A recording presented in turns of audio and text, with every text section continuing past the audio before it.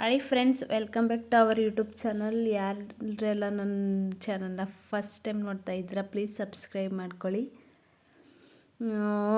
ಅಂಗನವಾಡಿ ಕಾರ್ಯಕರ್ತೆಯರಿಂದ ಇವಾಗ ಹೊಸ ರೀತಿಯಾಗಿ ಪುನಃ ಹೋರಾಟಕ್ಕಿಳಿದಿದ್ದಾರೆ. ಹೋರಾಟಕ್ಕಿಳಿದು ವಿವಿಧ ರೀತಿ ಬೇಡಿಕೆಗಳನ್ನ ಇಟ್ಟಿದ್ರು. ಬಟ್ ಅದಕ್ಕೆ ಕರೆಕ್ಟಾಗಿ ಕೇಂದ್ರ ಸರ್ಕಾರವಾಗಲಿ ರಾಜ್ಯ ಸರ್ಕಾರವಾಗಲಿ ಯಾವುದೇ ರೀತಿಯ ಪರಿಹಾರ ನೀಡದೇ ಇರೋದರಿಂದ ಅವರು ಡೈರೆಕ್ಟಾಗಿ ಹೈಕೋರ್ಟ್ಗೆ ಅರ್ಜಿ ಸಲ್ಲಿಸಿದ್ದಾರೆ. ಯಾವ ರೀತಿ ಏನೆಲ್ಲ ಕೇಳ್ಕೊಂಡು ಅರ್ಜಿ ಸಲ್ಲಿಸೋರೆ ಅಂತ ನೋಡ್ಕೊಂಡು ಬರೋಣ ಬನ್ನಿ. ಅಂಗನವಾಡಿ ಕಾರ್ಯಕರ್ತೆಯರಿಂದ ಸೇವೆಯ ಕಾಯಮಾತಿ ಕೋರಿ ಮತ್ತೊಂದು ರಿಟ್ ಪಿಟಿಷನ್ ಇಟ್ಟಿದ್ದು, ಚಿಕ್ಕಮಗಳೂರು ಜಿಲ್ಲೆಯ ಕೊಪ್ಪ ತಾಲೂಕಿನ ಅಂಗನವಾಡಿ ಕಾರ್ಯಕರ್ತೆಯರಿಂದ ಹೈಕೋರ್ಟ್ನಲ್ಲಿ 5ನೇ ರಿಟ್ ಪಿಟಿಷನ್ಗಾಗಿ ಅರ್ಜಿ ಇಟ್ಟಿದ್ದಾರೆ.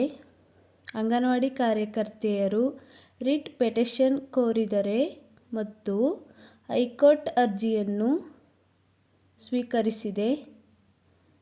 2025 ಮಾರ್ಚ್ 26 ಬುಧವಾರ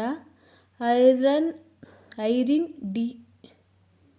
ಶಾ ಮತ್ತು ಇತರರ ಅರ್ಜಿಯನ್ನು ಅಂಗೀಕರಿಸಿದ ನ್ಯಾಯಮೂರ್ತಿ ಆರ್. ನಟರಾಜ್ ಅವರು ರಾಜ್ಯ ಮತ್ತು ಕೇಂದ್ರದಲ್ಲಿ ನೋಟಿಸನ್ನು ಜಾರಿಗೊಳಿಸಿತು.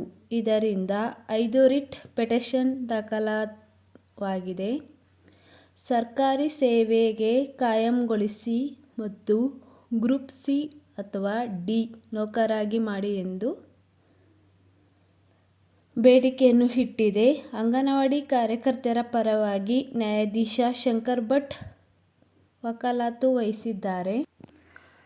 ಹೈಕೋರ್ಟ್ನ ಕೊನೆಯ ತೀರ್ಮಾನ ಯಾವ ರೀತಿ ಇರುತ್ತೆ ಅಂತ ನೋಡೋಣ.